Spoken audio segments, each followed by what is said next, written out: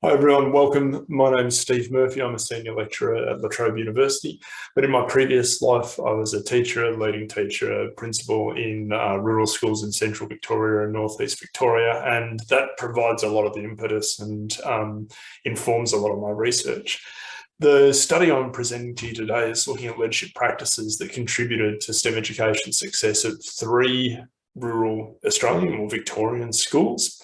And this study is part of a broader project that's examining practices contributing to rural school STEM education success. I take a strengths orientation to my research, partly because of my distress that there's a tendency to take a deficit view, but partly because I think we understand enough of, or quite a bit of, what doesn't work in rural schools, and we need to seek out the things that do work. So my research question for this study is, what leadership practices contribute to STEM education success of 3 rural Victorian schools? Now, let's start with a deficit lens and look at the sorts of things that we know are difficult in STEM education in rural schools. And they include the fact that there tends to be low enrolments and achievement in senior science and mathematics, and that's internationally as well as in Australia in rural schools.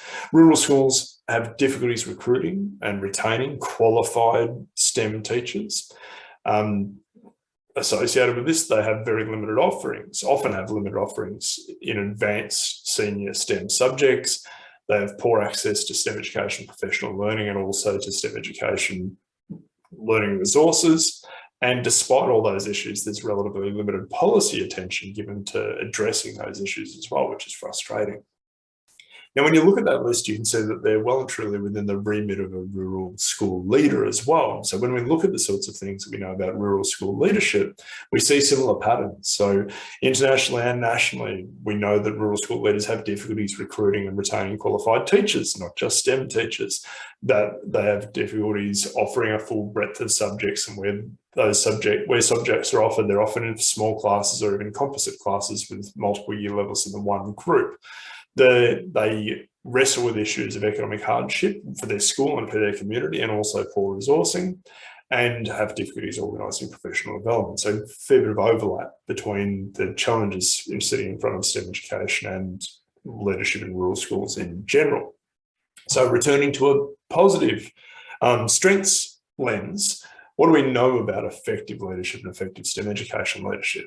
Well, unfortunately, there's not a lot in the literature around effective rural school leadership. However, what is there, in general terms, suggests that relationships are really key to successful school leadership and community collaborations, that successful rural school leaders empower their staff to make decisions about their teaching, about their professional learning, to take calculated risks, and that effective rural school leaders support place-based education that situates learning within the community and within the local environment. Now, if the research around effective rural school leadership is limited, effective rural school leadership of STEM education is more so. There's very little that's focused on leadership proper, but what is out there, that has some implications for rural school leadership includes research into professional learning, suggesting that's to be locally based, responding to the needs of the local kids, driven by the local teachers. Suggests that there's opportunities in using rural environments and the rural communities and industry to enhance STEM learning, and also suggests that by looking at those rural industries and career opportunities, we can use those to build STEM aspirations, but not a lot there. And my hope is that this study and the sorts of work that I'm doing contributes to building that evidence base.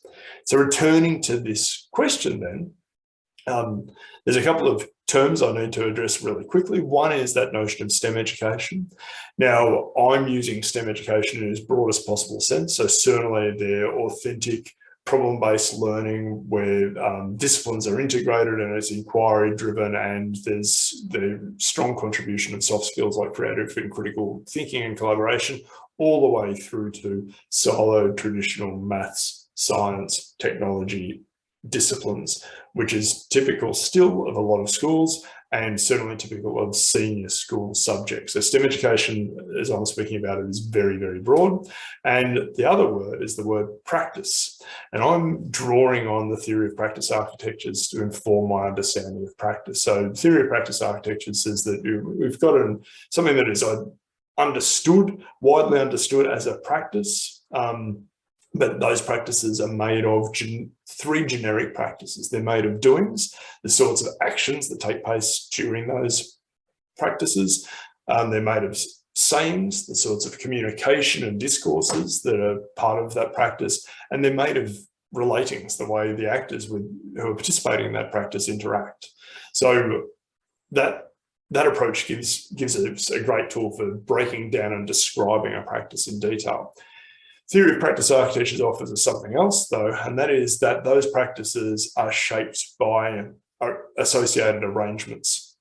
The doings are shaped by the material economic arrangements, the sort of resources and processes and products that are involved in allowing those characteristic actions to take place. By cultural discursive arrangements, so the sort of jargon and language and traditions that are there that influence the sorts of things that are communicated and said, and also obviously by the socio-political arrangements, the power arrangements, the networks that influence how relatings occur. So we've got a great way of describing a practice in depth and then also of understanding the sort of influences on it. Theory of practice architectures takes things further and says, okay, the practices of one group of people can influence the arrangements that then influence the practices of others. And this is typically what happens in our schools. Our leaders, the practices of our leaders influence the arrangements that then influence the practices of our teachers, our students, and the community members. So what taking this conceptual framework allows me to do is identify what sort of things have contributed to rural school success. What are the arrangements that have facilitated that, and how then have the practices of the leaders influence those arrangements that ultimately lead to that success? So that's the lens that I'm looking for leadership practices through. Now, what I've done is I've chosen 3 high STEM performing rural schools, and I'm not expecting you to engage with this table in detail, and the glory of a pre-recorded presentation means you can press pause and check it out in detail if you like, but it's basically demonstrating that my 3 schools, pseudonyms are Highland Secondary School, River Valley School and Sweeping Plains School, pseudonyms influenced by the sort of local environments that they're in, have higher than the average non-metropolitan school, and in lots of cases much higher than the average non-metropolitan school, mean enrolment proportions in their senior science, technology and maths subjects. And that indicates to me that if they're getting higher enrolments at the senior end of the school, they must be doing something right to keep their students engaged at the junior end of the school. Further, they have higher mean scores than similar schools. So again, they must be doing something right in terms of the preparation leading up to that senior study, but also what they do in those senior studies. So my notion of success then is that a STEM successful rural school has their students wanting to study STEM subjects and then has them achieving well. And these 3 schools meet that brief. A little bit of background on those 3 schools very quickly though too, is they are not high SES schools. Highlands and River Valley average compared to the Australian average, and Sweeping Plains is slightly below average in terms of SES, and they are an hour or more away from the nearest regional centre, and they are 2 or more hours away from metropolitan Melbourne. So you give you a quick picture of the distances that are involved, the relative isolation. So they're my 3 focus schools. And what I've then done is I've conducted semi-structured interviews with the principals, with the disciplinary leads and with teachers in the STEM disciplines as well around what contributes to their STEM education program. I followed up those semi-structured interviews with anonymous surveys as well to give an opportunity without identification to give them more insight into what's going on relative to their STEM program. And then I've subjected that data corpus to just standard thematic analysis, iterative engagement that identify 5 emergent themes associated with leadership. There are other themes, but I'm just focusing on leadership in this particular study. Now I'll walk you through each of those themes.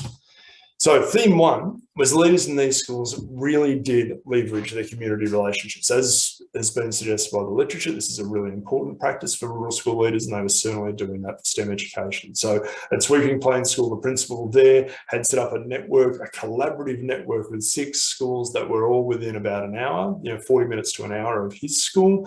And rather than competing with those schools, they worked together. They shared teachers and they shared professional learning, and they ensured then that they were able to offer the strongest education possible to their students collectively.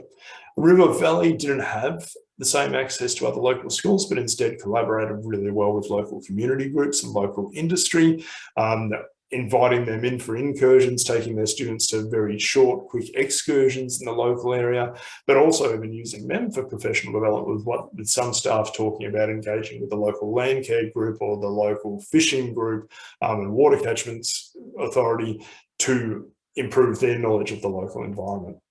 And similarly, Highlands did similar things and built quite a reputation around their ability to collaborate, including having their community groups actually sponsoring some of their STEM programs. Theme 2 is related. These schools made really good use of local resources. So rural schools, as I've already said, generally struggle with resourcing.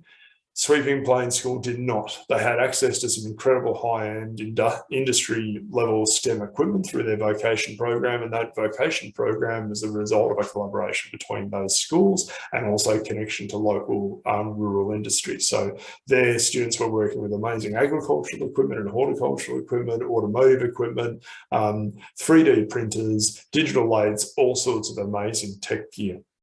The other 2 schools weren't so lucky. In fact, spoke in fairly apologetic terms about their level of resourcing. So they were much more typical of a rural school in terms of poor resources. However, they then turned around and exploited their local environment and their rural spaces to resource their STEM education program in really unique ways, and in ways that are possibly only achievable in a rural environment. So for example, Rural Valley School had great lands. So they raised cattle and they ran chooks as part of their maths program, and for their forensic science program, they set up a body farm. And their leadership and their principal would laugh about it and would laugh about chooks loose in the classroom and all those sorts of things, but supported her staff to do that work. Highlands, in fact, got such a reputation for using community resources that visitors would observe that they are actually really highly resourced. Whereas when you look at the plant they don't seem so resourced, but they have some great programs using local resources. Theme 3, the leaders at these schools empowered their STEM teachers. So the teachers Sweeping Plains reported back that their leaders really valued professional learning and supported innovation. The teachers at River Valley similarly said that the leaders supported them to take risks and to problem solve for themselves. They'd research online, they'd use their collective wisdoms, and they'd act in response to whatever their local needs were. And they were quite proud of the fact that often they were the first to do things in their particular area. And similarly, Highlands had an empowered collegial approach. So those leaders empowered their STEM teachers to do for themselves despite their isolation. Theme 4, the leaders actively promoted STEM education and talked STEM education up to their communities. So at SBS, there were very high expectations that was written into all their documentation, but they celebrated achievement, and they celebrated that weekly, particularly around maths success. And on top of that too, they had a careers education program that the principal and the teachers all spoke about contributing to their STEM pathways really strongly. And that started in year 7. So from year 7 on, they were talking about the contribution that maths and science and technology could make to a child's future. At River Valley, there was a similar careers education program, started at year 8 and was also recognised as being a strong contributor. But another very key thing was the special events that they ran and that leadership supported. So they would run STEM days and STEM nights for parents, and they were things that the principal and the science coordinator and maths coordinator were heavily involved in and seen as very, very successful. Highlands had a slightly different approach, certainly the same emphasis on engagement and high expectations, and that was fed back from all levels of interview.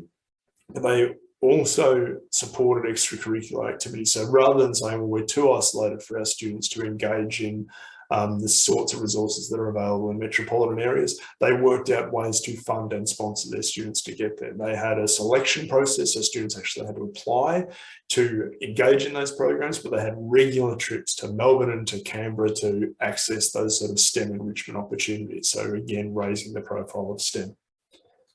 Finally, the leaders in this group of schools did some pretty amazing things to support STEM pathways. So at Sweeping Plains School, there was a lopsided allocation of time to maths education. The junior maths program had allocated to about twice the national average. In year 9, every single student engaged in a vocational education program, but they tended to be STEM programs. So agriculture, horticulture, engineering, automotive, medical, veterinary, the whole range of things that were STEM based. And also they supported acceleration in STEM education. And in fact, nearly half of the students in year 10 were already doing a senior mathematics subject, a VCE subject. And at SPS, they defended the breadth of STEM, senior STEM subjects. So even if they had only one student wanting to do chemistry, they would support that student and work, again, that network of schools allowed them to do that. At River Valley, they had a similarly lopsided time allotment to maths, not quite as much as SPS, about 50% more than the national average. They again supported acceleration and encouraged acceleration, and they again supported the leader, did some amazing things to ensure that she was offering at her school the maths and science and technology that her students needed, right down to the fact that they rebuilt the timetable around local barista's shifts, because he wanted to maintain shifts at the cafe, but he was the only maths teacher in the area. And finally, at Highlands spoke really strongly, rather than having a maths emphasis, they talked about their 8 to 10 elective program being key to engaging students in their science education. It also allowed them to, because they had authentic theme-based science-oriented electives that were always highly subscribed, it also supported them to allow acceleration again, and they again maintained a breadth of senior STEM subjects that some relatively new teachers commented on being pretty impressive. So they were the 5 leadership-oriented practices that fell out. So in conclusion, the leaders across all those 3 schools, the way their relatings, the way they networked and worked with their teachers and their local communities meant that they were able to enrich STEM learning opportunities. They facilitated staff recruitment as well, and they empowered staff to lead their own professional learning. The sayings, the way they communicated, what they put out to their community, was all about raising the profile of STEM and building aspirations in those careers. And what they did, the way they acquired and allocated resources, effectively supported STEM career education and pathways, despite having low enrolments and poor resources generally and limited funds. So the other thing that was interesting is that these relatings, doings and sayings tended to hang together in a way that is arguably particularly rural, that could only work in a rural environment with rural industries in a rural community, that would be very difficult to replicate in a metropolitan space. And also that was particularly suited to STEM education, given those rural environments and rural industries are STEM-like. So there's some good messages here for rural schools about how they too can enhance, for rural leaders, about how they too can enhance their STEM education programs, but there's certainly more work to be done. This is an unashamedly appreciative inquiry approach, but it would be good to examine and compare some high and low performing rural schools, to do it across Australia and internationally as well. And given how important the community is, it would be good to include some other voices, including community, families and students. Quick overview of key references. Thanks so much for tuning in and listening, and please reach out if you've got any questions or anything you'd like to talk about. Thanks very much.